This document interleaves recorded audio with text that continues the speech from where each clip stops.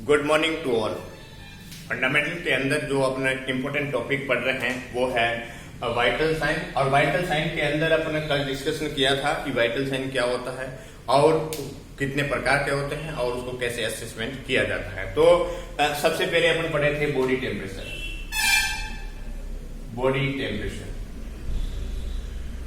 Temperature का जो part first है वो पढ़ा था और आज पढ़ेंगे बॉडी टेम्परेचर का सेकेंड पार्ट। ठीक है, अब उससे पहले सबसे पहले अपने कल जो पढ़े थे वो पढ़े थे वाइटल साइन। एक बार रिन्यू करते हैं। वाइटल साइन पढ़े थे। वाइटल साइन एक इंपॉर्टेंट साइन है और इसके द्वारा फिजियोलॉजिकल एंड साइकोलॉजिकल असेसमेंट किया जाता है पेशेंट का और ये क्लिनिकल इंफॉर्मेशन प्रोवाइड की जाती है। किसी भी प्रकार का चेंजेज आने पर या डेविएशन आने पर तुरंत ही मालूम किया जा सकता है वाइटल साइन के द्वारा। तो वाइटल साइन की बात करें तो वाइटल साइन को एक कार्डिनल साइन भी बोलते हैं। कार्डिनल साइन के नाम से भी जाना जाता है क्योंकि एक उसके द्वारा वाइटल साइन के द्वारा ही तो मालूम कर सकते हैं पेशेंट की किस प्रकार की डिजीज है, क्या नहीं है, तुरंत इंफॉर्मेशन कर सकते हैं। तो ये एक इंपॉर्टेंट साइन होते हैं, इसको कार्डिनल साइन के बोलते हैं। किसी भी प्रकार का बॉडी के अंदर डेविएशन या चेंजेज आते हैं तो तुरंत हेल्थ स्टेटस के बारे में इंफॉर्मेशन प्राप्त की जा सकती है। तो वाइटल साइन की बात करें तो कितने होते हैं? TPR and BP and pain को फिफ्थ वाइटल साइन के अंदर रखा गया है। मोस्टली जो ये 4 होते हैं, temperature, pulse, respiration and blood pressure. But एक न्यूरोलॉजिकल असेसमेंट के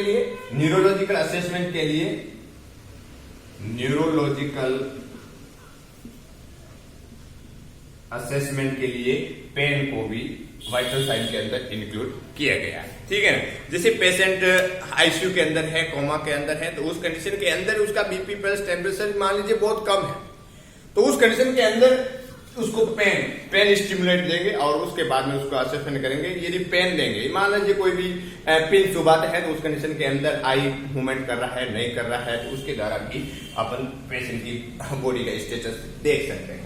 तो ये वाइटल साइन पढ़ा था। उसके बाद में अपने स्टार्ट किया था बॉडी टेम्परेचर। उसके बाद में स्टार्ट कौन सा किया था? बॉडी टेम्परेचर जो फर्स्ट पार्ट है वो स्टार्ट किया था। देखो बॉडी टेम्परेचर के अंदर अपने क्या क्या पढ़े थे? बॉडी टेम्परेचर एक बार रिन्यू करते हैं, उसके बाद में जहां से स्टार्ट हुए हैं वहां से अपन स्टार्ट करते हैं। देखिएगा बॉडी टेम्परेचर के अपने सबसे पहले पढ़ा था डेफिनेशन।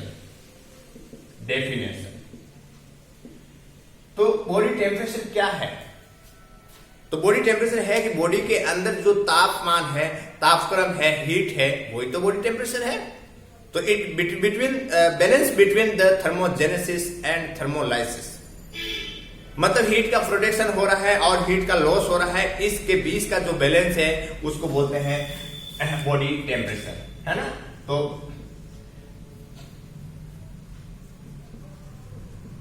थर्मोजेनेसिस एंड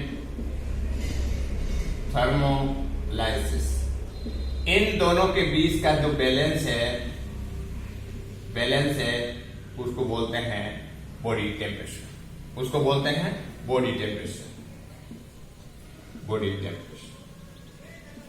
थर्मोजेनेसिस मतलब हीट का प्रोडक्शन कर रहा है और थर्मोलाइसिस का मतलब होता है हीट का लॉस हो रहा है, और इन दोनों के बीच का बैलेंस को ही बॉडी टेम्परेचर कहते हैं। और बॉडी टेम्परेचर की बात करें तो नॉर्मल कितना होता है? 98.6 डिग्री फ़ारेनहाइट या 37 डिग्री सेल्सियस, ये बॉडी टेम्परेचर नॉर्मल होता है। उसके बाद में हमने पढ़ा था कि थर्मोजेनेसिस के अंदर कौन कौन से पार्ट आएंगे, मतलब बॉडी के अंदर हीट का प्रोडक्शन हो रहा है तो किस वजह से हो रहा है ना, कौन से रूट से हो रहा है। देखिएगा हीट का प्रोडक्शन हो रहा था तो उसके अंदर से सबसे पहले होता था ऑक्सीडेशन ऑफ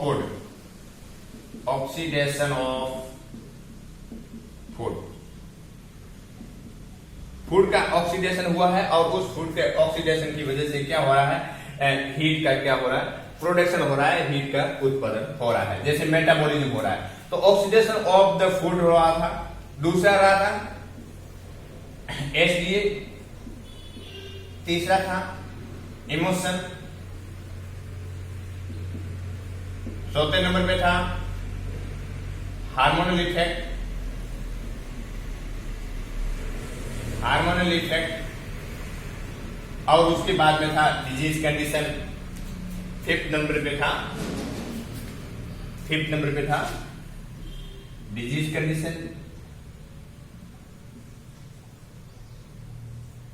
कंडीशन, और उसके बाद में सिक्स नंबर पे था शिवरिंग। इसके द्वारा हीट का क्या होता था, प्रोडक्शन हो रहा था। अब देखिएगा कि ऑक्सीडेशन ऑफ द फूड का ऑक्सीडेशन हो रहा है, तो उस कंडीशन के अंदर हीट का प्रोडक्शन के अंदर बात करें तो फैट की वजह से, कार्बोहाइड्रेट, फैट और प्रोटीन। 1 ग्राम कार्बोहाइड्रेट है, उसकी वजह से कितना हीट का प्रोडक्शन होता था, 4 kilo calorie of heat, 4 kilo calorie of heat का प्रोडक्शन होता था। फैट की वजह से 1 ग्राम फैट है, तो उसकी वजह से 9 किलो कैलोरी ऑफ हीट का प्रोडक्शन होता था, और 1 ग्राम प्रोटीन है, तो उसकी वजह से 4 किलो कैलोरी हीट का प्रोडक्शन होता था। उसके बाद में स्पेसिफिक डायनेमिक एक्शन की बात करें, स्पेसिफिक डायनेमिक एक्शन उस एक्शन को बोलते हैं जैसे कि अपने बॉडी के अंदर फूड लिया, उसके बाद में भोजन को उसको कॉम्प्लेक्स से सिंपल के अंदर कन्वर्ट करने के लिए जो बॉडी के अंदर एनर्जी लगती है उसको बोलते हैं स्पेसिफिक डायनेमिक एक्शन। तो उस कंडीशन के अंदर हीट का प्रोडक्शन होता है, तो उस कंडीशन के अंदर जैसे किस कंडीशन के अंदर कौन सा भोजन को डाइजेस्ट करने के लिए, कौन से भोजन को या कौन से फूड पार्ट को डाइजेस्ट करने के लिए कितना हीट का प्रोडक्शन होता है, जिसमें कार्बोहाइड्रेट, फैट, प्रोटीन और मिक्स्ड, इसकी बात किया था। कार्बोहाइड्रेट से 5 to 6% हीट का प्रोडक्शन होता था, फैट की वजह से 4% होता था, और प्रोटीन की वजह से 30%, और मिक्स की वजह से कितना हो रहा था, 22%। मिक्स की वजह से 22% हो रहा था, ठीक है ना।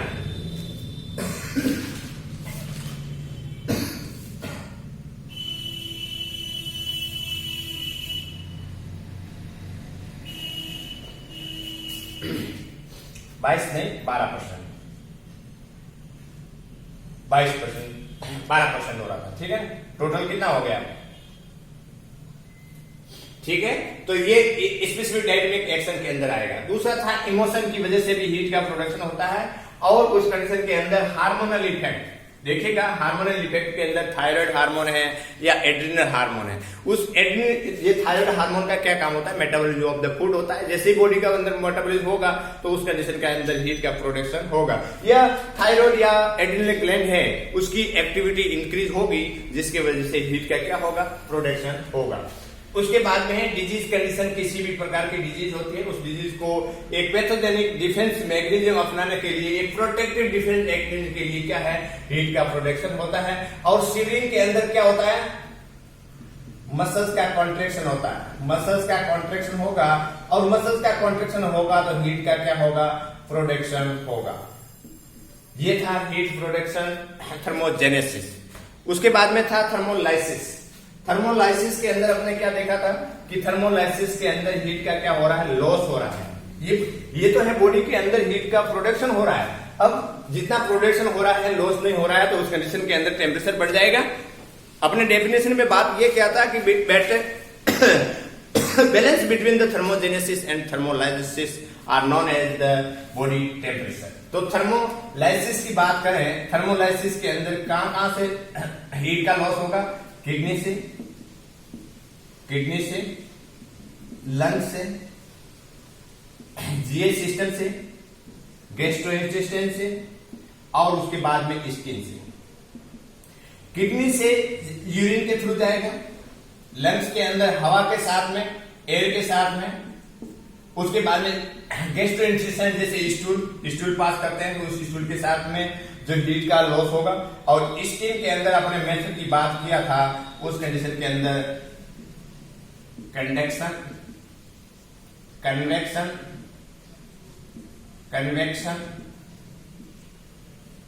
रेडिएशन,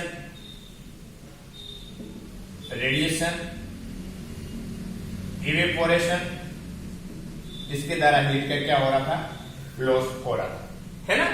तो उस कंडीशन के अंदर ये जो स्किन के द्वारा मोस्ट मेथड है, मोस्ट कॉमन मेथड है, तो उसके बारे में अपन डिस्क्रिप्शन किया था। तो अपन देखते हैं कि कंडक्शन के अंदर क्या होता था, डायरेक्ट कांटेक्ट की वजह से हो रहा था। कन्वेक्शन के अंदर क्या हो रहा था, वेलोसिटी ऑफ एयर रेडिएशन के अंदर हो रहा था अनकवर्ड की वजह से, और इसके अंदर तो होता था लिक्विड से वेपर की तरफ। मतलब कंडक्शन के अंदर डी था वो डायरेक्ट कांटेक्ट के जैसे स्पंज है ना, स्पंज करते हैं, कोल्ड स्पंज, हाँ, तो डायरेक्ट कांटेक्ट है, डायरेक्ट हीट है, और उसके बाद में डायरेक्ट ठंडा से जो कांटेक्ट में आकर के उसका हीट का लॉस हो रहा है, उसको बोलते हैं कंडक्शन। कन्वेक्शन के अंदर एयर का मूवमेंट, हवा के मूवमेंट के थ्रू स्किन से हीट का लॉस हो रहा है, और रेडिएशन के अंदर अनकवर्ड एरिया होता है, वहां से हीट का लॉस हो रहा है, और इवेपोरेशन के अंदर क्या हो रहा है, लिक्विड है वो भाप के रूप में बन करके हीट का लॉस करने का काम करते हैं। यदि इनकी बात करें कि परसेंटेज की बात करें तो ये होता है, कंडक्शन के अंदर 3% होता है, और कन्वेक्शन के अंदर 15% हो रहा था, रेडिएशन के अंदर सबसे ज्यादा 60% हो रहा था, और इवेपोरेशन के अंदर कितना हो रहा था, 22% हो रहा था। ये हीट का लॉस हो रहा था बाय द स्किन। ये अपने मेथड है, उसके बारे में अपन पढ़े थे। उसके बारे में अपन बाद में पढ़े थे normal variation of the body temperature, जिसके अंदर डे के टाइम में और मॉर्निंग के टाइम में, यदि मॉर्निंग की तुलना में दिन के अंदर टेम्परेचर ज्यादा रहता है। मेंस्ट्रुअल साइकिल के अंदर भी अपन बात किया था कि किस कंडीशन के अंदर कितना टेम्परेचर देखने को मिलता है, उसके बारे में बात किया था। अब स्टार्ट करते हैं। उसके बाद में assessing of thermometer, assessing of the body temperature. तो बॉडी टेम्परेचर को कैसे असेस करते हैं उसके बारे में अपन बात किया था। तो सबसे पहले थे types of the thermometer. Body temperature को मेजरमेंट करने के लिए थर्मोमीटर का यूज करते हैं।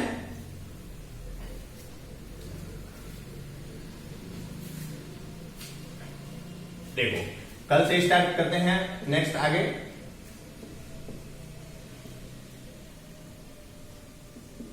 Assessing of body temperature. Assessing of body temperature मतलब बॉडी टेम्परेचर को असेस करने के लिए क्या क्या करते हैं। तो उस कंडीशन के अंदर थर्मोमीटर यूज करते हैं बॉडी टेम्परेचर को मेजरमेंट करने के लिए। थर्मोमीटर की टाइप्स की बात करें तो सबसे पहले अपने पढ़ा था क्लिनिकल या ग्लास थर्मोमीटर। दूसरा जो पढ़ा था वो पढ़ा था इलेक्ट्रॉनिक थर्मोमीटर। तीसरा पढ़ा था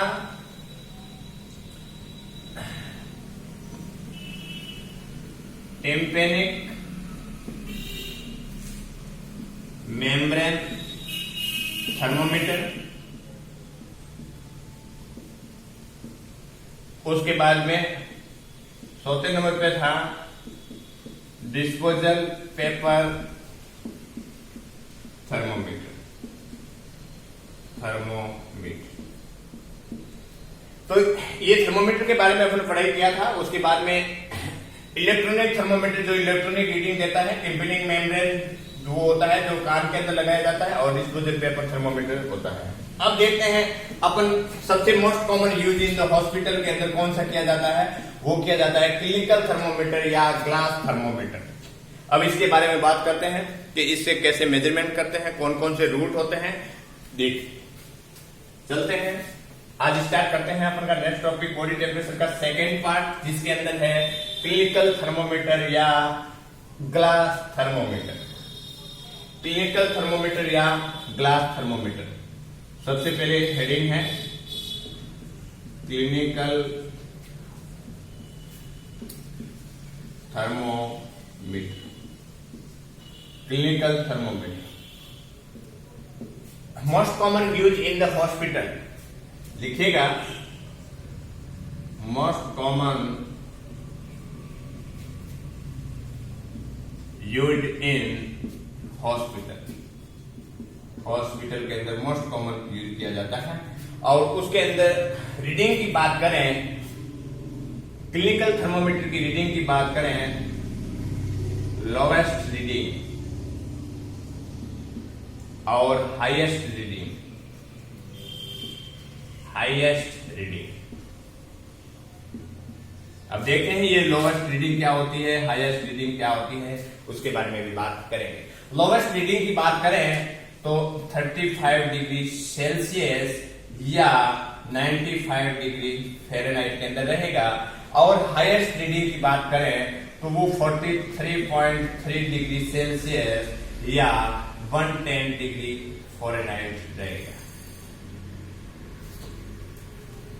अब देखिएगा कि यहाँ पे एक थर्मामीटर बनाते हैं। थर्मामीटर की बात करें, मान लीजिए ये थर्मोमीटर है, आप सब लोगों ने थर्मोमीटर देखा होगा, है ना।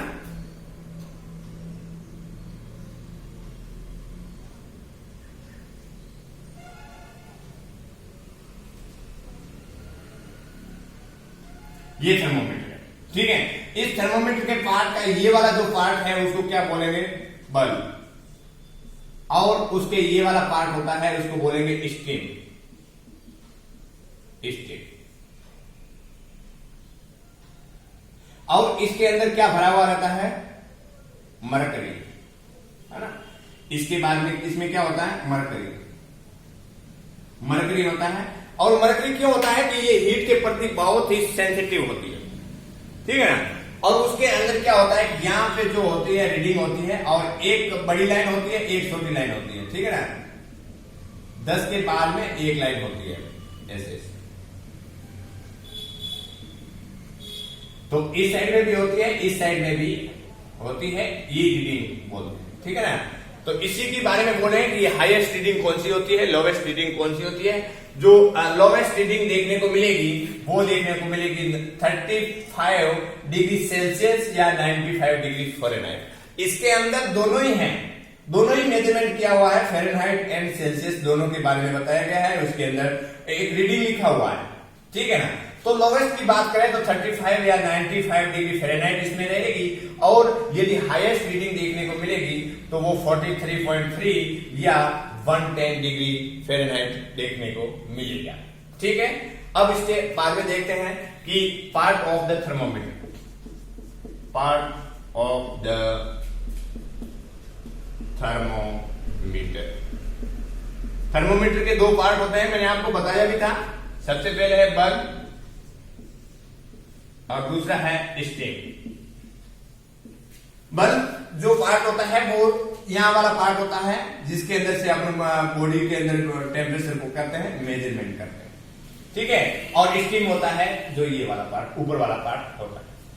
अब देखिएगा बल्ब क्या क्या होता है, पार्ट ऑफ द थर्मोमीटर। तो बल्ब होता है और स्टीम होता है। और टाइप, थर्मोमीटर की टाइप्स की बात करें, इसके अंदर ग्लास थर्मोमीटर या जो क्लिनिकल थर्मोमीटर है इसकी टाइप्स की बात करें तो ये दो प्रकार के होते हैं। एक तो होगा ओरल थर्मोमीटर, और दूसरा है रेक्टल थर्मोमीटर।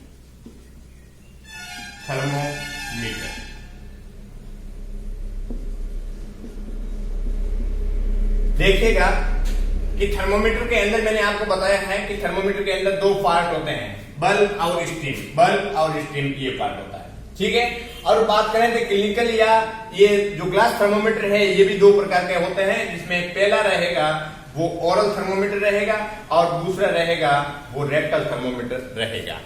अब देखते हैं कि ओरल थर्मोमीटर और रेक्टल थर्मोमीटर को कैसे पहचाना जाएगा या कैसे इसका यूज किया जाता है। देखिएगा कि ओरल थर्मोमीटर होता है पहचानने के लिए, तो उस कंडीशन के अंदर ओरल थर्मोमीटर होता है वो लॉन्ग होता है, long and cylindrical, long and cylindrical part होता है बल्ब का।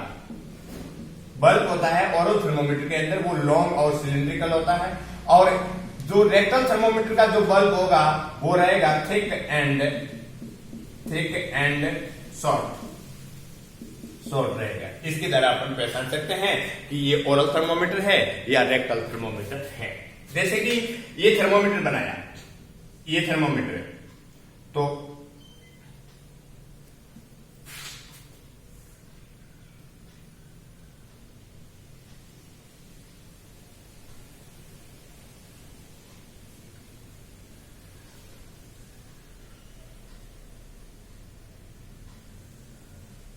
ये थर्मोमीटर, ये दोनों थर्मोमीटर है, जिसके अंदर आप यहां से देखिएगा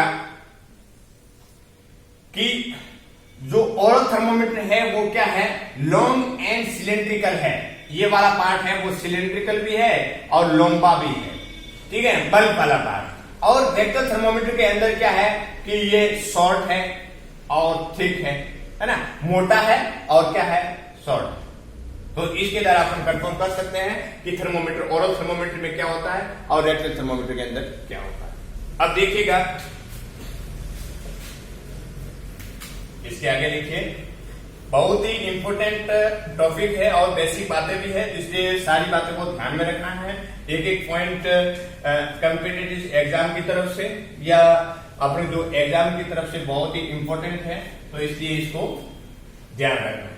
और ये ऑस्ट्रेलिया के अंदर हमेशा यूज होने वाला जो वाइटल साइंस है, देखिएगा बल्ब, बल्ब की बात करें, थर्मोमीटर के जो बल्ब की बात करें, oral thermometer, oral thermometer has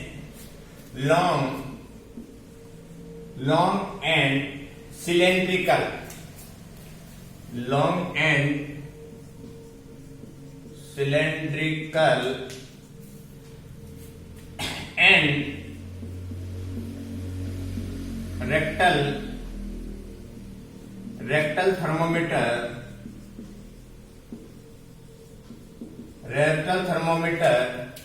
has thick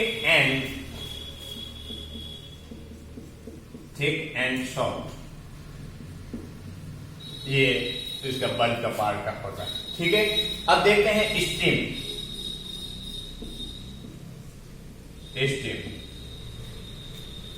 steam के अंदर ग्रेडिंग की बात करें, स्टीम कंटेनिंग, स्टीम के कंटेनिंग के अंदर मैंने आपको पहले भी बताया है कि 35 से लेकर के 43.3 डिग्री सेल्सियस या 95 से लेकर के 110 डिग्री फ़ारेनहाइट, इसके अंदर ये ग्रेडिंग देखने को मिलेगी। हाईएस्ट एंड लोवेस्ट है वो स्टीम के अंदर ये देखने को मिलेगी, ठीक है। उसके बाद में उसके अंदर क्या होता है, मरकरी होता है, तो उसके बारे में लिखिए, थर्मोमीटर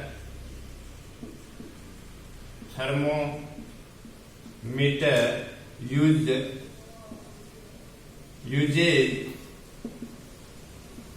liquid silvery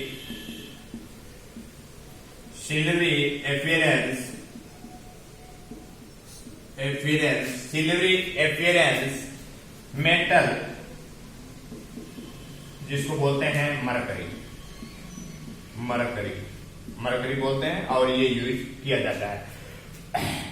बिकॉज ये मरकरी यूज क्यों करते हैं, because it is very sensitive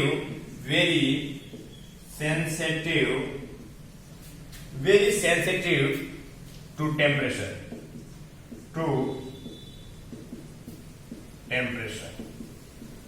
के प्रति क्या होती है कि ये बहुत सेंसिटिव होती है, इस कारण से इसको मरकरी का यूज किया जाता है। देखिएगा इसमें अभी तक क्या लिखा है कि जो थर्मोमीटर का बल्ब वाला पार्ट होता है वो ओरल थर्मोमीटर के अंदर लॉन्ग एंड सिलेंड्रिकल होता है, ठीक है ना।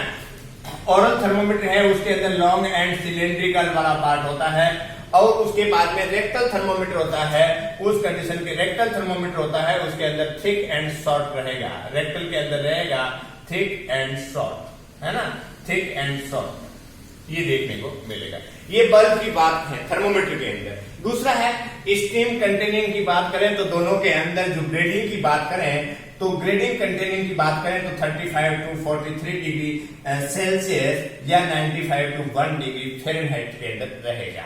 उस थर्मोमीटर के अंदर क्या रहेगा, मरकरी भरा हुआ रहेगा। तो thermometer uses liquid silvery appearance, है ना, सिल्वरी अपीयरेंस, सिल्वर होता है ना, उस अपीयरेंस के अकॉर्डिंग अपीयरेंस उसको देखने को मिलेगी।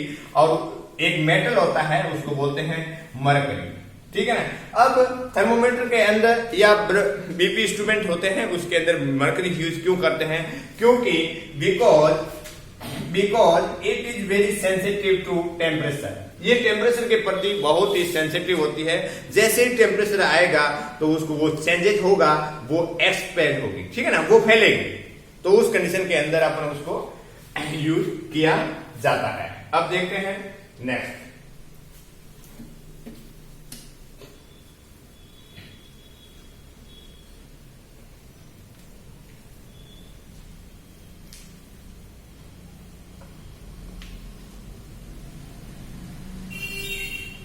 अब कैसे करते हैं उसको, वॉश कैसे करते हैं, यदि थर्मोमीटर टूट जाता है तो क्या करना होगा, या कौन कौन से उसके जो सॉल्यूशन होते हैं उसके अंदर उनसे वॉश करते हैं, ठीक है। देखिए थर्मोमीटर के अंदर आगे नेक्स्ट लिखिएगा, the thermometer should be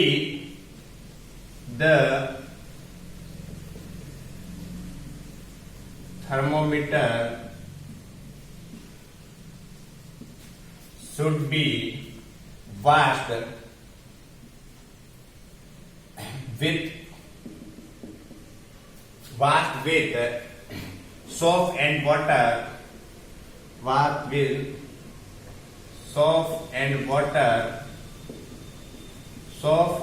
water, with and disinfected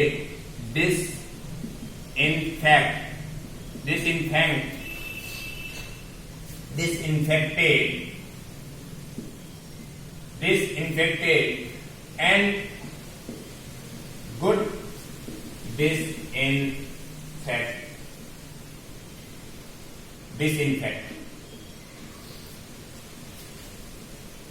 disinfectant से यूज करना चाहिए, ठीक है।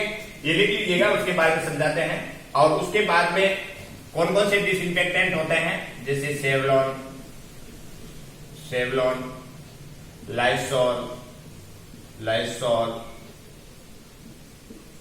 लाइसॉल और डिटॉल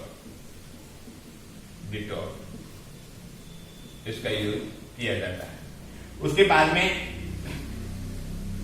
देखिएगा थर्मोमीटर को क्लीन करने के लिए क्या करता है, the thermometer should be washed, है ना, यहां से लिखिएगा, नहीं दिख रहा है क्या, WASHED, washed with soap and water से साफ करना चाहिए।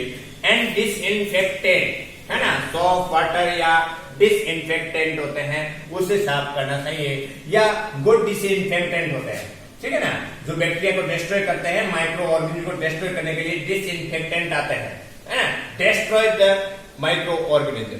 तो उस कंडीशन के अंदर डिसइंफेक्टेंट की बात करें तो उस कंडीशन के अंदर पहला रहेगा सेवलॉन रहेगा, दूसरा रहेगा लाइसॉल रहेगा, और तीसरा रहेगा वो डिटॉल रहेगा। तो ये कंडीशन है, और इनका जो रेशियो है 120 रेशियो, 140 रेशियो और 140 रेशियो के अंदर यूज करते हैं। ये है जो जैसे सेवलॉन है, सेवलॉन को कितना लेना है और पानी को कितना लेना है उसका रेशियो बना करके यूज किया जाता है, तो वो होता है डिसइंफेक्टेंट। अब देखो थर्मोमीटर को सोप एंड वाटर यूज करना चाहिए, या गुड डिसइंफेक्टेंट होते हैं जो डिस्ट्रॉय द माइक्रो ऑर्गेनिज्म होते हैं उसका यूज करना चाहिए, जैसे सेवलॉन है, लाइसॉल है या डिटॉल है, ठीक है। उसके बाद में अवॉइड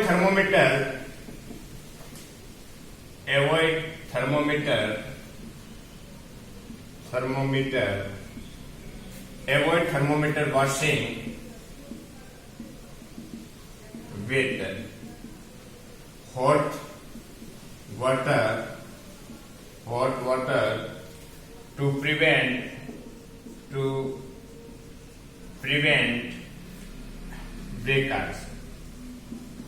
ब्रेकेज, है ना, ब्रेकेज होने से रोकने के लिए हॉट वाटर का पानी का काम में नहीं लेना चाहिए, क्योंकि जैसे ही ग्लास वाला पार्ट होता है वो हॉट के नजदीक जाएगा तो वो टूटने का चांसेस रहते हैं। तो इसलिए avoid thermometer washing with hot water to prevent breakage, है ना।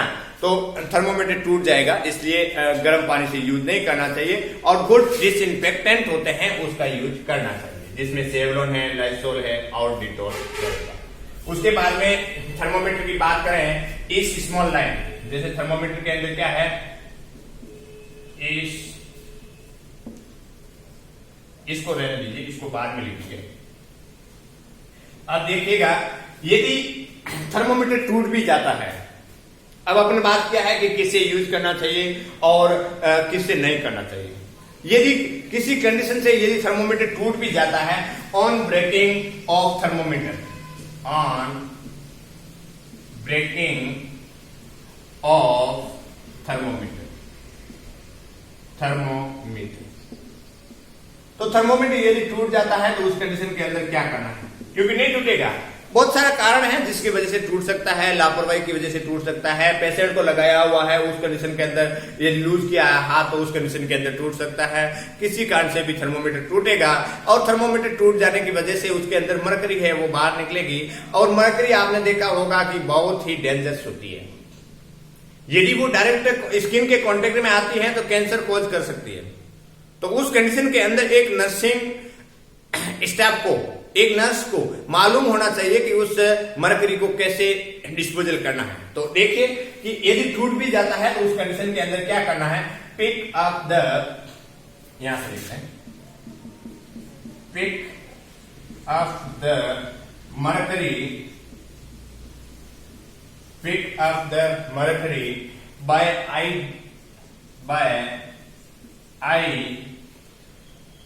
आई ड्रॉपर या heavy paper, heavy paper pieces and seal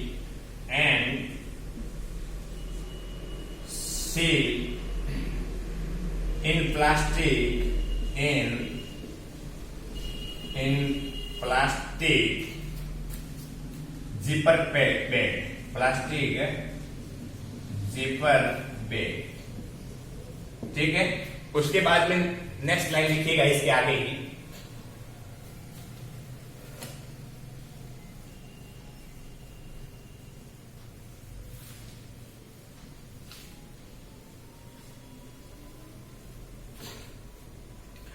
क्या लिखा है, seal in plastic zipper bag. उसके बाद में then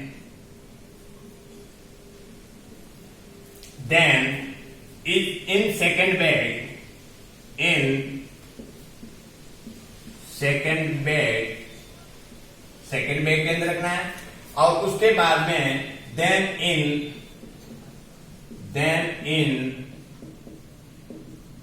third bag, then in third bag, and then lastly in a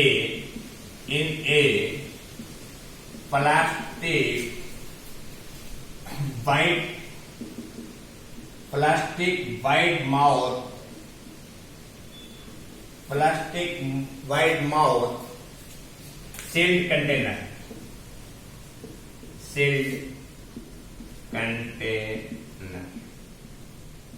बस ये करना चाहिए।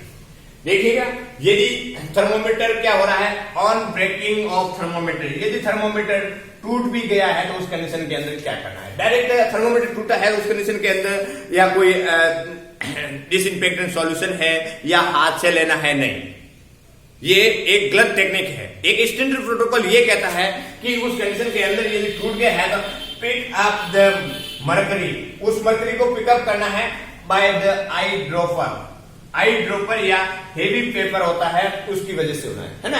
एक आई ड्रॉपर होगा, उस आई ड्रॉप से पिक करेंगे और उस जो पीसेज को क्या करेंगे, seal in the plastic zipper bag. सबसे पहले एक प्लास्टिक जिपर बैग है, उसके अंदर अपन क्या करेंगे, उसको पैक करेंगे। उसके बाद में देन इन सेकेंड बैग, उसके बाद में दूसरा जो प्लास्टिक का सेकंड बैग है उसके अंदर पैक करेंगे। उसके बाद में देन इन थर्ड बैग, उसके बाद में थर्ड पॉलिथीन के अंदर पैक करेंगे। एंड देन लास्टली, उसके बाद में then lastly in the plastic wide mouth container, है ना। एक प्लास्टिक का माउथ वाला कंटेनर लेंगे और उसके अंदर क्या करेंगे, पैक कर देंगे। पहले तो अपने इतना सारे प्लास्टिक लेंगे, पहले जिपर प्लास्टिक बैग लेंगे, उसके बाद में सेकंड, उसके बाद में सेकंड बैग लेंगे, उसके बाद में थर्ड प्लास्टिक बैग लेंगे और उसके बाद में लास्टली एक प्लास्टिक माउथ का जो वाइड माउथ का जो कंटेनर है उसके अंदर अपन लेकर के उसको पैक कर देंगे। उसके बाद में उसका टाइम वाइम लिख करके उसको रख देंगे। ये होता है, क्योंकि कहीं से भी मरकरी को इधर उधर फेंकना, डिस्कार्ड करना ये अच्छा नहीं है, क्योंकि मरकरी बहुत सेंसिटिव होती है और यदि direct contact of the skin then cause of the cancer. ठीक है, तो ये इसको पैक करना। अब देखिएगा नेक्स्ट लाइन, इसके बाद में क्या लिखना है, avoid sweeping, avoid sweeping vacuum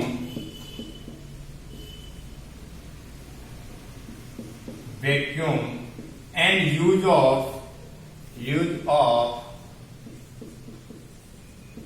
cleaning agent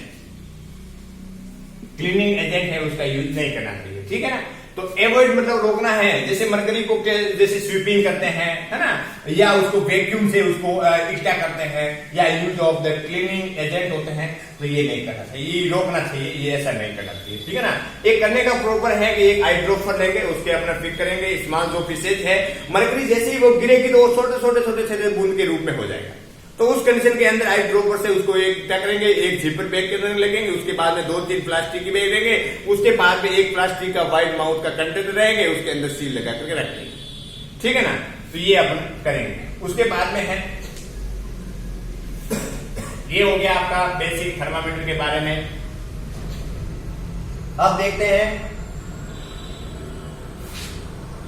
जो फ़ारेनहाइट टू सेल्सियस के अंदर कन्वर्ट कैसे करते हैं। टू कन्वर्ट, नेक्स्ट हेडिंग डालिएगा, to convert Fahrenheit to Celsius.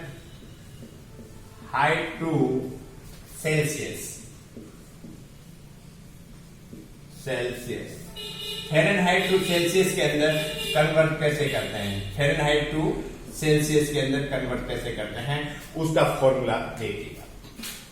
जैसे आपने देखा होगा 98.6 डिग्री फ़ारेनहाइट है, उसको कन्वर्ट करते हैं तो कितना आता है, 37 डिग्री सेल्सियस।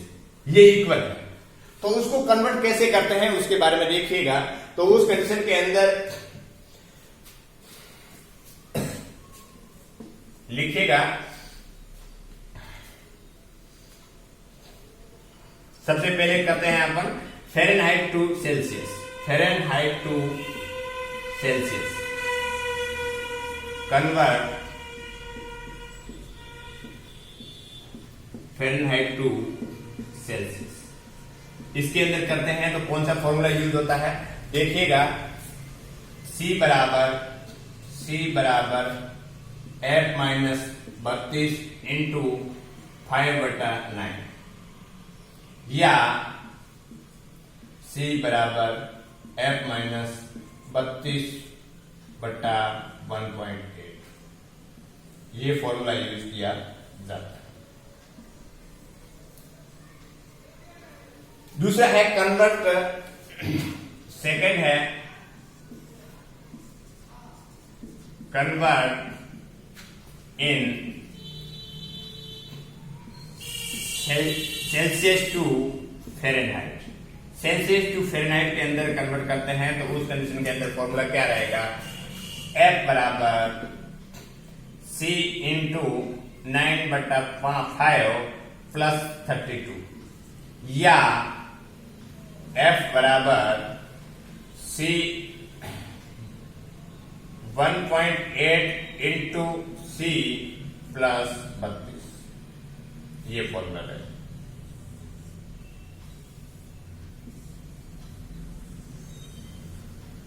मेरे कहने का मतलब है कि किसको किस में कन्वर्ट करते हैं, उसके जो फॉर्मूले हैं, तो उस कंडीशन के अंदर फ़ारेनहाइट टू सेल्सियस के अंदर कन्वर्ट कर रहे हैं। फ़ारेनहाइट के अंदर 98.6 डिग्री है, 98.6 डिग्री है, ये फ़ारेनहाइट है। तो इसको कन्वर्ट करना है सेल्सियस के अंदर, तो उस कंडीशन के अंदर क्या फॉर्मूला लगाएंगे, C बराबर F माइनस 32 इंटू 5/9 या C बराबर F माइनस 32/1.8 लगाएंगे, ठीक है। या convert in the Celsius to Fahrenheit, तो फ़ारेनहाइट के अंदर कन्वर्ट कर रहे हैं, इस कंडीशन के अंदर फॉर्मूला लगाएंगे F बराबर F इंटू 9/5 प्लस 32 या F बराबर 1.8 इंटू C प्लस 32, ये करेंगे। अब देखते हैं एक फॉर्मूला अपने यूज करते हैं, कैसे इसको करते हैं देखिएगा।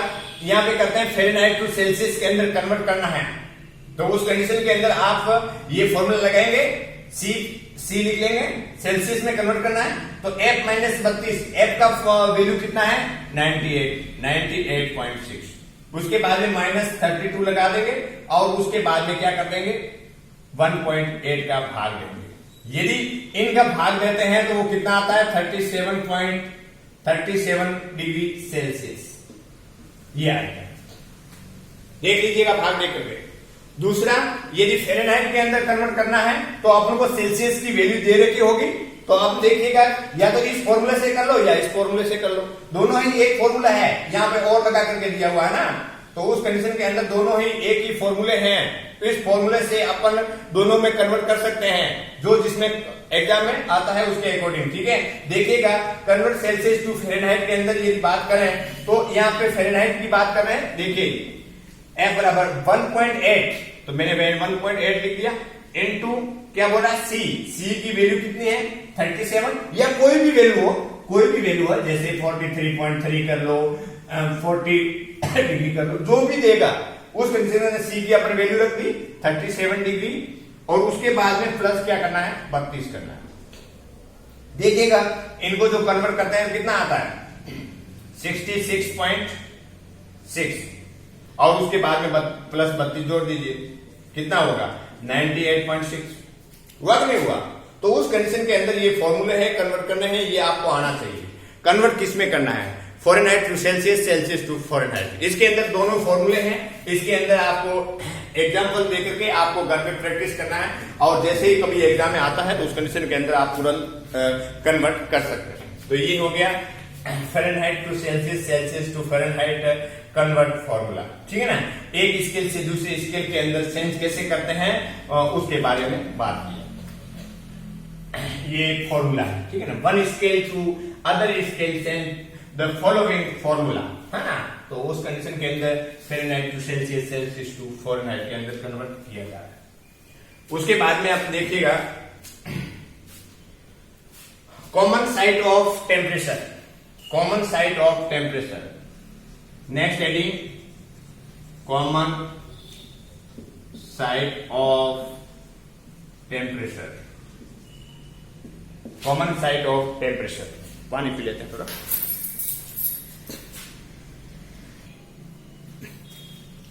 Common site of the temperature की बात करें तो कॉमन साइट कौन कौन सी जगह पे लिया जाता है, साइट है ना, साइट बताया गया है। तो उस कंडीशन के अंदर ओरल रूट से भी ले सकते हैं, ओरल रूट एक नंबर, दूसरा है कौन कौन सी साइट है, ओरल रूट, दूसरा है रेक्टल रूट, रेक्टल रूट, तीसरा है एक्जिला या एक्जिली रूट, दूसरा है ग्रोइन, ग्रोइन रूट, और उसके बाद में फिफ्थ नंबर पे है वेजल। इन रूट से जो टेम्परेचर लिया जाता है, मोस्टली जो टेम्परेचर लिया जाता है वो है oral route, rectal route and axillary route से टेम्परेचर लिया जाता है। ठीक है, अब देखते हैं कि इस कंडीशन के अंदर कौन कौन सी कंडीशन के अंदर कौन से रूट से लेते हैं, कौन सी कंडीशन के अंदर कौन सा कॉन्ट्रा इंडिकेशन होता है। इंडिकेशन एंड कॉन्ट्रा इंडिकेशन की बात करेंगे, कौन कितने मिनट तक रखते हैं, कैसे रखते हैं, कौन सा टेम्परेचर नॉर्मल होता है, उसके बारे में बात करते हैं। जैसे कि ओरल रूट से ले रहे हैं तो आपका जो टेम्परेचर रहेगा वो नॉर्मल रहेगा एट 98.6 डिग्री फ़ारेनहाइट। यदि रेक्टल रूट से ले रहे हैं तो उस कंडीशन के अंदर नॉर्मल रहेगा, तो उस कंडीशन के अंदर नॉर्मल वैल्यू रहेगी 99.6 डिग्री फ़ारेनहाइट। यदि एक्सिलर रूट से ले रहे हैं तो उस कंडीशन के अंदर 97.6 डिग्री फ़ारेनहाइट ये नॉर्मल रहेगा। अब ऐसा क्यों? क्योंकि यहां पे देखो ओरल रूट से, रेक्टल रूट से और एक्सिलर रूट से जब लेते हैं तो उस कंडीशन के अंदर डिपेंड करता है कि उसकी हीट एंड उसके कांटेक्ट की नजदीक की ब्लड वेसल्स के पास में कितना कांटेक्ट में है कौन सा थर्मोमीटर। तो ओरल रूट से है और रेक्टल रूट से है और एक्सिलर रूट से है, तो उस कंडीशन के अंदर इन तीनों के अंदर वेरिएशन देखने को मिलेगा। वेरिएशन 98.6 डिग्री नॉर्मल है यदि ओरल रूट से लेते हैं तो। यदि रेक्टल रूट से लेते हैं तो उस कंडीशन के अंदर 99.6 डिग्री फ़ारेनहाइट नॉर्मल रहेगा, क्योंकि रेक्टल पार्ट से डायरेक्ट ही ब्लड वेसल्स के पास में कांटेक्ट में रहता है, तो उस कंडीशन के अंदर उसकी रीडिंग तो ज्यादा आएगी। तो उस कंडीशन के अंदर 99.6 degree Fahrenheit is normal temperature यदि आपने रेक्टल रूट से लिया है तो, और एक्सिलरी रूट से लिया है तो 97.6 डिग्री फ़ारेनहाइट नॉर्मल रहेगा।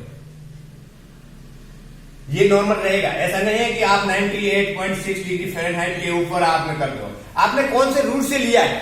यदि आपने ओरल रूट से लिया है तो ये ठीक है। यदि आपने रेक्टल रूट से लिया है तो +1 डिग्री फ़ारेनहाइट आपको इंक्रीज करना पड़ेगा, और यदि एक्सिलरी रूट से लिया है तो इसका माइनस करना पड़ेगा 1 डिग्री, है ना।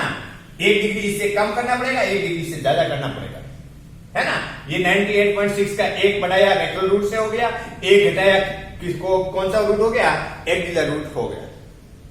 अब ये आपको मालूम हो गया कि कौन कौन से रूट होते हैं और कौन कौन से रूट के कौन कौन से जो टेम्परेचर है वो नॉर्मल रहते हैं। ठीक है, अब नेक्स्ट पढ़ते हैं ओरल रूट से। ओरल रूट से क्यों लेते हैं, क्या क्या उसमें सावधानियां बरतनी है, कितना मिनट के लिए रखने हैं, और जो थर्मोमीटर है उसको कैसे क्लीन करना है, कैसे वॉश करना है और कब यूज करना है। ठीक है, देखिएगा temperature by mouth, temperature by mouth जिसको बोलते हैं ओरल रूट, है ना। ओरल मतलब माउथ के थ्रू लेते हैं ओरल। अब देखिएगा टेम्परेचर बाय माउथ से देखते हैं तो गुड ब्लड सप्लाई, इसमें क्या होता है, good blood supply, good blood supply under the tongue,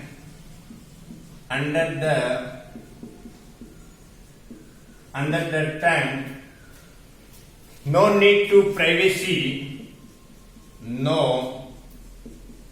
need to privacy given, privacy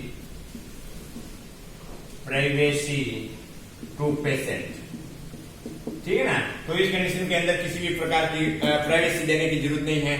good blood supply under the tongue, है ना, टंग के वहां पे नीचे थर्मोमीटर लगाते हैं ना, ओरल के अंदर मुंह के अंदर तो जो टंग है उसको ऊपर करने के लिए बोलते हैं और वहां पे लगा देते हैं और उसके बाद में मुंह को बंद करने के लिए बोलते हैं। ठीक है, वो अपने प्रोसीजर के अंदर पढ़ेंगे कि कैसे किया जाता है। दूसरा है कि no need to given privacy to the patient, patient को एकांत की जरूरत नहीं है। जैसे रेक्टल रूट से लेते हैं तो उस कंडीशन के अंदर प्राइवेसी होनी जरूरी है, नहीं तो ओरल रूट से कॉमन जो वार्ड है, कॉमन जो रूम है उसके अंदर लिया जा सकता है। तो ये ओरल रूट से लेते हैं तो उसके फायदे हैं। दूसरा है कॉन्ट्रा इंडिकेशन, कॉन्ट्रा इंडिकेशन मतलब किस कंडीशन के अंदर ओरल रूट से टेम्परेचर नहीं लेना है, किस कंडीशन के अंदर ओरल टेम्परेचर से नहीं लेना है, तो उसके कॉन्ट्रा इंडिकेशन की बात करें तो उस कंडीशन के अंदर क्लाइंट हैविंग लिखेगा,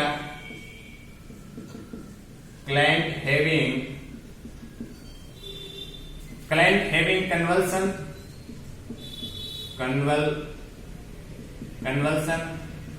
या ओरल इन्फेक्शन या ओरल सर्जरी, ओरल सर्जरी, ठीक है। दूसरा है माउथ ब्रेथर, माउथ ब्रेथर या O2 therapy, O2 therapy.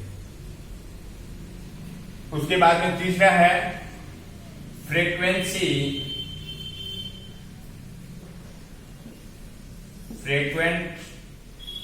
Attack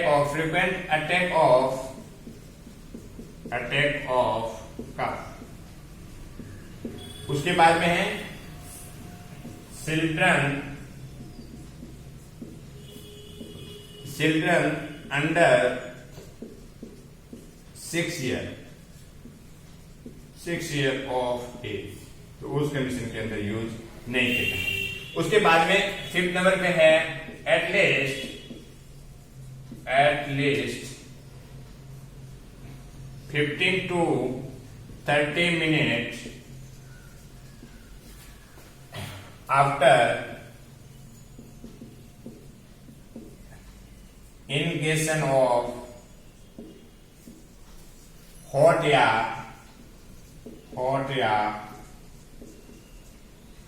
cold liquid, cold liquid use किया है तो उस कंडीशन के अंदर यूज नहीं करना है। अब देखिएगा कि ओरल टेम्परेचर ले लेते हैं तो गुड ब्लड सप्लाई होती है और उसके बाद में प्राइवेसी की जरूरत नहीं होती है। कॉन्ट्राइंडिकेशन की बात करें तो उस कंडीशन के अंदर, किस कंडीशन के अंदर जो ओरल टेम्परेचर है वो नहीं लिया जाता है, तो उसे क्लाइंट हैविंग द कन्वल्सन, उस कंडीशन के अंदर उसको क्या आ रहा है, सीजर्स आ रहा है, उस कंडीशन के अंदर उसको ओरल रूट से नहीं लिया जाएगा, ठीक है। दूसरा है ओरल इन्फेक्शन, ओरल के अंदर इन्फेक्शन है, माउथ के अंदर इन्फेक्शन हुआ है या ओरल सर्जरी हुआ है। अब देखिएगा कन्वर्सन के अंदर, जैसे कि कन्वर्सन आ रहा है, हेविंग कन्वर्सन, बहुत सीरियस कंडीशन के अंदर कन्वर्सन आ रहा है, स्टेटस एपिलेप्सी आ रहा है, बार बार आ रहा है, जैसे ही अपना ओरल थर्मोमीटर माउथ के अंदर लगाएंगे, कन्वर्सन आएगा तो उस कंडीशन के अंदर क्या होगा, लॉक जॉ होने की सांस रहता है ना, तो उस कंडीशन के अंदर माउथ बंद होगा और वो क्रश कर देगा, वो ब्रेक हो जाएगा, थर्मोमीटर ब्रेक हो जाएगा, तो उस कंडीशन के अंदर ये नहीं करना है। और दूसरा है माउथ ब्रेथर या O2 थेरेपी, ये जी माउथ ब्रेथर, माउथ से रेस्पिरेशन ले रहा है पेशेंट, तो उस कंडीशन के अंदर कॉन्ट्राइंडिकेशन रहेगा। फ्रीक्वेंट अटैक ऑफ द कफ, बार बार उसको खांसी आ रही है, तो खांसी आ रही है तो उस कंडीशन के अंदर वो पेटेंसी मेंटेन नहीं रख पाएगा, तो उस कंडीशन के अंदर क्या करेंगे, ओरल रूट से मना करेंगे। दूसरा है children under the 6 year of age, जो छोटे बच्चे होते हैं 6 साल से कम वाले होते हैं, उसको इस रूट से नहीं लिया जाता है, क्योंकि बच्चे जो मुंह को बंद करेगा भी नहीं, है ना। उसके बाद में at least 15 to 30 minute after injection of hot या कोल्ड, या एटलीस्ट नहीं लिखेगा कि 15 से 20 मिनट के बाद में, यदि 15 से 20 minute injection of hot and cold liquid, है ना, तो मतलब जैसे 15-20 मिनट, 15 से 30 मिनट के बीच में यदि कोल्ड या हॉट लिक्विड लिया हुआ है तो उस कंडीशन के अंदर कॉन्ट्राइंडिकेशन रहेगा। क्यों? क्योंकि यदि ठंडा लिया है तो उस कंडीशन के अंदर एनवायरमेंट चेंज हो जाएगा, हॉट लिया है तो भी चेंज होगा, टेम्परेचर रीडिंग सही नहीं आएगा। तो खाना खाने के बाद में, यदि खाना खाया है उसके बाद में उन्होंने हॉट या कोल्ड लिया है तो उस कंडीशन के अंदर आधा घंटा तक वो टेम्परेचर वहां से ओरल रूट से नहीं लेना है। तो ये है कॉन्ट्रा इंडिकेशन। अब देखते हैं प्रोसीजर की बात करते हैं कि इस कंडीशन के अंदर क्या करेंगे, कैसे उसको यूज करेंगे, कैसे थर्मोमीटर लेते हैं, कितना मिनट के लिए रखेंगे, कहां पे रखेंगे, उसके बारे में अपन बात करते हैं। अभी तो पढ़ा है कि oral thermometer most common use in the hospital, hospital के अंदर oral thermometer most commonly use होता है। और दूसरा है इसकी गुड ब्लड सप्लाई होती है, प्राइवेसी की रिक्वायरमेंट नहीं होती है। और उसके बाद में कौन कौन सी कंडीशन के अंदर कॉन्ट्रा इंडिकेशन होता है। और उसके बाद में है अपन प्रोसीजर की बात करें, प्रोसीजर तो उस कंडीशन के अंदर इसमें लिखेगा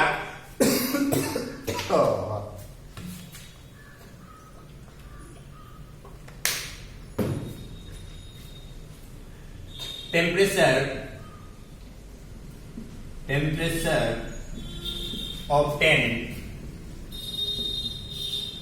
obtaining by obtaining by placing obtained लिखो obtained by placing कहां पे रखते हैं placing a thermometer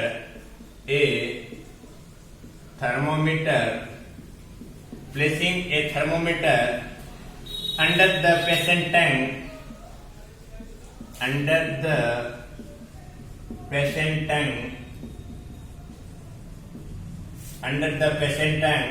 with WITS with lips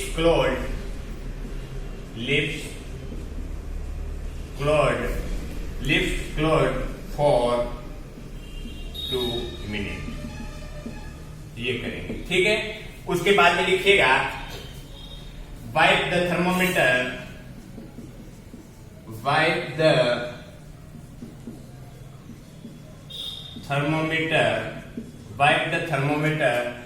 from bulb to ये इंपोर्टेंट है bulb to steam before and steam to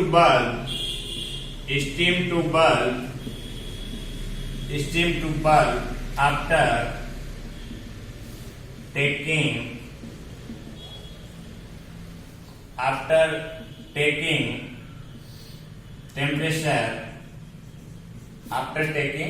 temperature in rotating motion to clean। देखो clean करने का बताया है। और ये क्यों कंडीशन करते हैं फॉलो द, ऐसा क्यों करते हैं follow principle of less to more contaminated इसके लिए करते हैं। अब देखिएगा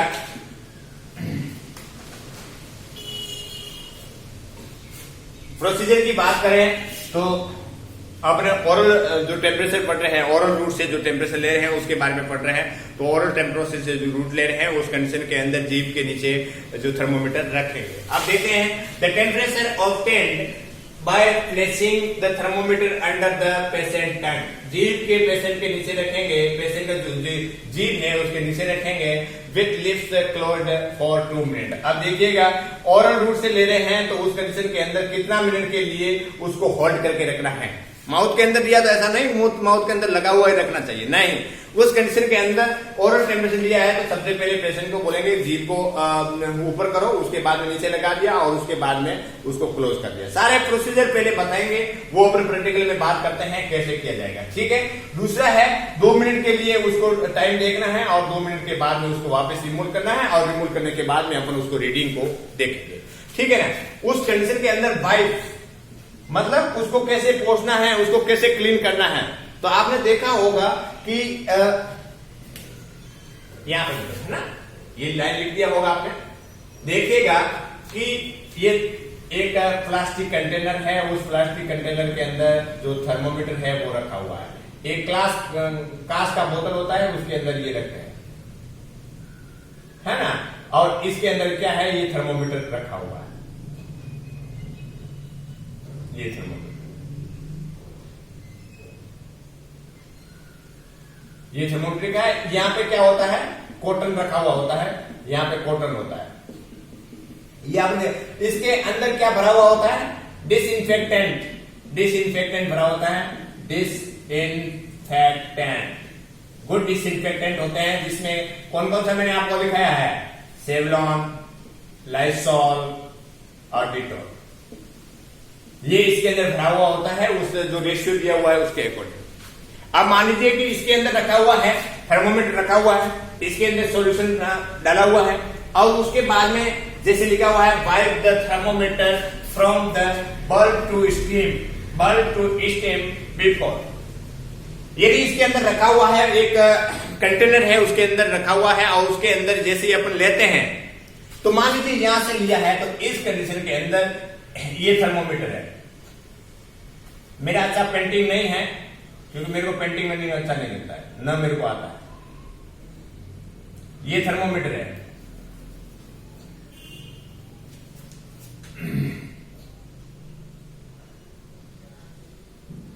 ये थर्मोमीटर है, उसके बाद में ये वाला पार्ट है। तो उस कंडीशन के अंदर ये वाला पार्ट बल्ब है और ये है स्टीम। तो उस कंडीशन के अंदर बल्ब और स्टीम है, ये स्टीम है ये बल्ब है। तो इसके अंदर है जो यहां पे तो डिसइंफेक्टेंट सॉल्यूशन है, तो उस कंडीशन के अंदर ये तो क्या हो गया, लेस कंटामिनेटेड हो गया, इसके अंदर इंफेक्शन कम है। और यहां पे जो है ओपन पार्ट है उसके अंदर मोर कंटामिनेटेड है। तो उस कंडीशन के अंदर बात करें कि यदि जैसे अपन उस कंटेनर से बाहर निकालते हैं, बाहर निकालने के अंदर जो वाइप करेंगे उसको कैसे करेंगे, उसको क्लीन करना होगा क्योंकि सॉल्यूशन है उसके अंदर। अपन उसको कॉटन से साफ करेंगे तो जैसे ही उस कंटेनर से निकालने के बाद में उसको बल्ब टू स्टीम की तरफ साफ करेंगे, ठीक है ना। तो बल्ब वाला पार्ट मान लीजिए ये है, तो उस कंडीशन के अंदर एक रोटेशन मूवमेंट के थ्रू इस प्रकार से मूवमेंट करते हुए इसको ले गए, क्योंकि यहां वाला पार्ट है वो डिसइंफेक्टेंट सॉल्यूशन के अंदर रखा हुआ था। तो इस कंडीशन के अंदर यहाँ पे जो इन्फेक्शन है या उस कंडीशन के अंदर माइक्रो ऑर्गेनिज्म यहाँ पे लेस के समान है, नील है, यहाँ पे नहीं होगा। तो उस कंडीशन के अंदर ऐसे करेंगे। उसके बाद में लेने से पहले और उसके बाद में stem to bulb after taking, जैसे ओरल टेम्परेचर लिया उस लेने के बाद में कैसे करेंगे, स्टीम टू बल्ब करेंगे। अब देख लीजिए ऐसा क्यों करते हैं। मान लीजिए कि सबसे पहले इससे थर्मोमीटर है, इससे लेकर के यहां से अपना डिसइंफेक्टेंट है और उसे पानी और सॉल्यूशन के अंदर रखा हुआ था, उसको ये लेस कंटामिनेटेड एरिया हो जाएगा।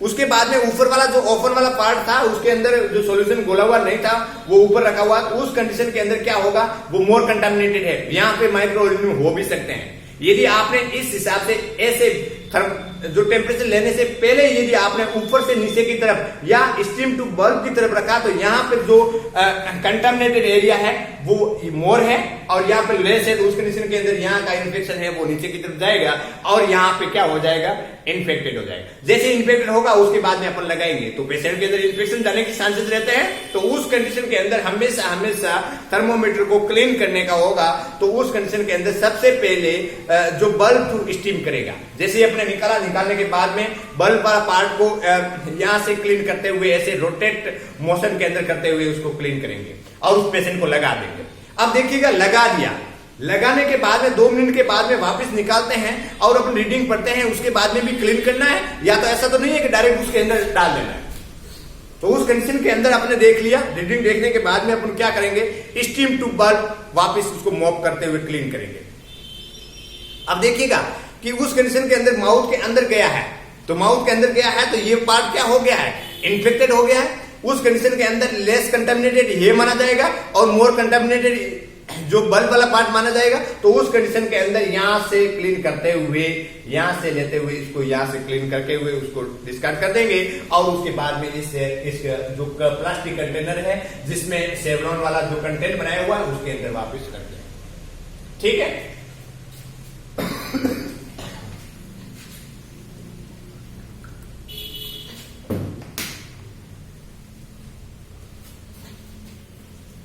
अब देखिए ये अपना हो गया ओरल रूट से। तो इंपॉर्टेंट है कि कब थर्मोमीटर को किस वे के अंदर उसको क्लीन करना है और कितना मिनट तक रखना है, कौन सी रीडिंग नॉर्मल होगी वो है। अब देखिएगा मैंने आपको बताया है bulb to stem. Bulb to stem कब साफ करते हैं, बिफोर वाइट है ना, क्लीन करते हैं, यही बताया है बल्ब टू स्टीम। और उसके बाद में यूज करने के बाद में आफ्टर यूज करने के बाद में कैसे क्लीन करेंगे, स्टीम टू बल्ब ये यूज करेंगे। और उसके बाद में कितना मिनट तक रखेंगे ओरल के अंदर, 2 मिनट। और उसके बाद में है temperature by axilla. Temperature by axilla, तो उस कंडीशन के अंदर क्या है, बेटर फॉर, इसमें कैसे किसमें लिया जाता है, बेटर लिखेगा, better for children and other client who are unable to hold thermometer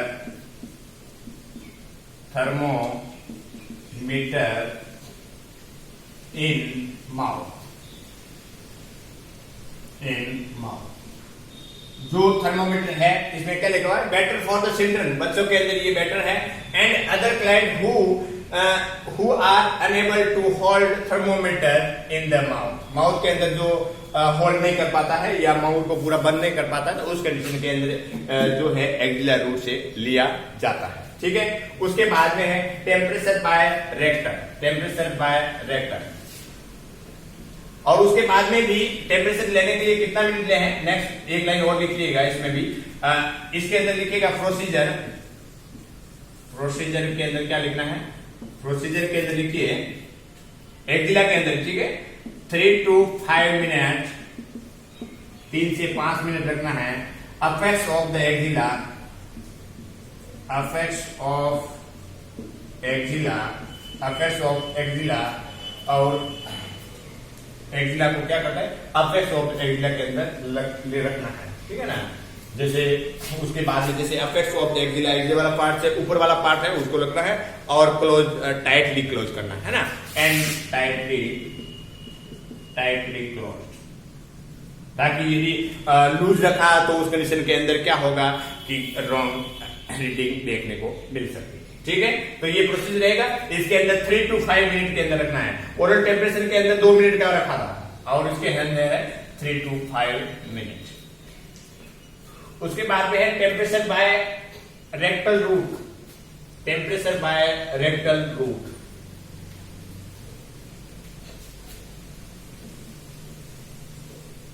temperature by rectal route, rectal root से लेते हैं, तो उस कंडीशन के अंदर क्या करना होगा, देखिएगा, the temperature obtained by the temperature obtained by a thermometer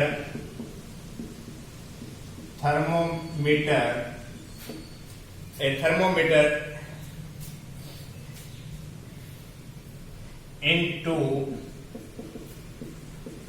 anal canal to a depth of at least 1 से लेकर के 1.5 इंच या 3.8 centimetre and holding in place 3 to 5 minute. उसके बाद में नेक्स्ट लाइन लिखिएगा, rectal temperature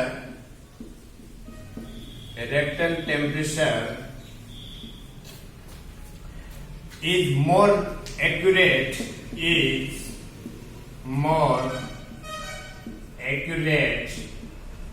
than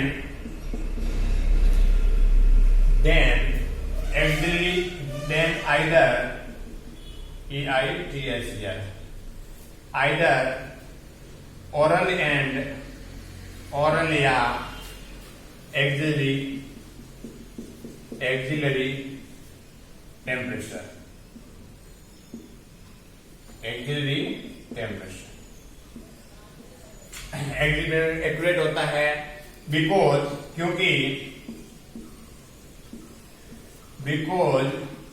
it not interferes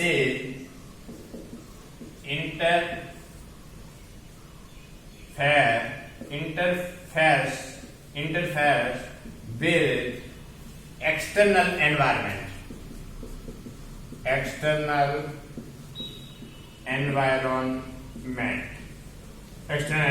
के अंदर इंटरफेयर नहीं करता है, इसलिए ये इंपॉर्टेंट होता है। ठीक है ना।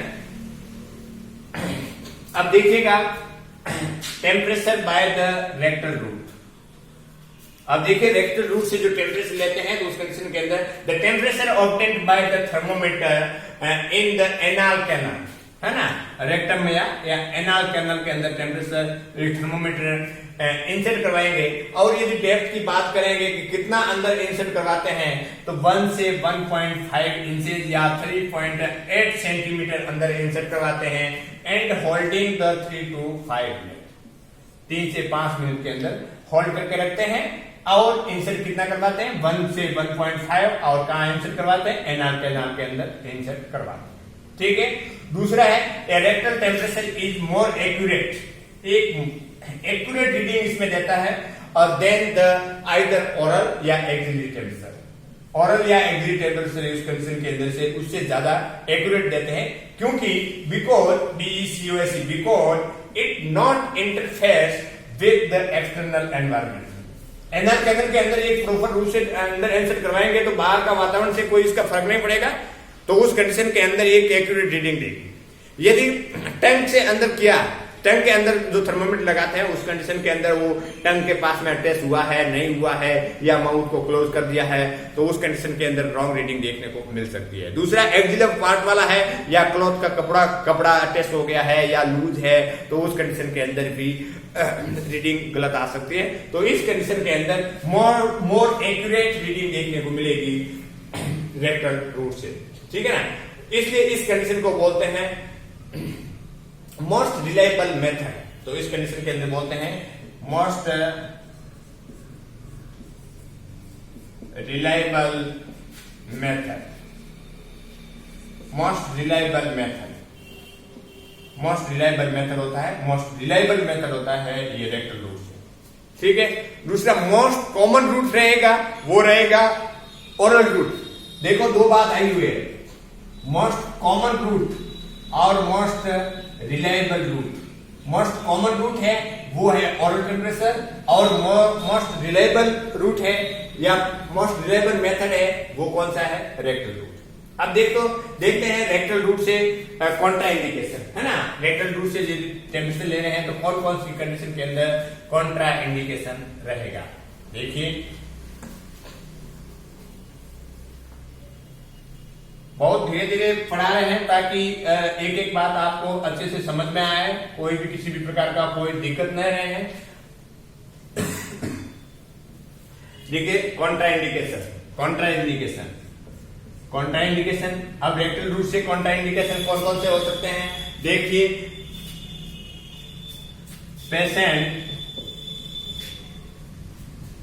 Patient who has having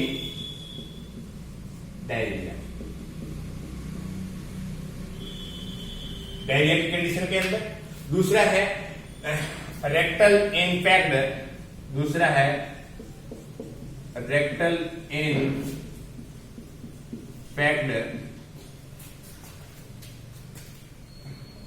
with faecal matter. ठीक है ना। या रेक्टल इन्फेक्शन या सर्जरी। ये सर्जरी है तो उस कंडीशन के अंदर कॉन्ट्रा इंडिकेशन है। तो यदि डायरिया है तो उस कंडीशन के अंदर एविंग डायरिया हो रहा है या फीकल मैटर जो स्टूल पूरा भरा हुआ है तो उस कंडीशन के अंदर भी रॉन्ग रीडिंग देखने को मिल सकती है। रेक्टल इन्फेक्शन है या सर्जरी हुआ है तो उस कंडीशन के अंदर। उसके बाद में है frequency of taking temperature. Next heading frequency of taking temperature, मतलब कितनी कितनी बार या कब कब टेम्परेचर लेना चाहिए। तो उस कंडीशन के अंदर एक स्टैंडर्ड प्रोटोकॉल ये कहता है कि फॉर नॉट सीरियसली इल, यदि कोई सीरियसली इल नहीं है तो उस कंडीशन के अंदर मॉर्निंग और इवनिंग, मॉर्निंग एंड इवनिंग के अंदर उसका टेम्परेचर लेना है। यदि पेशेंट हाई फीवर है, यदि पेशेंट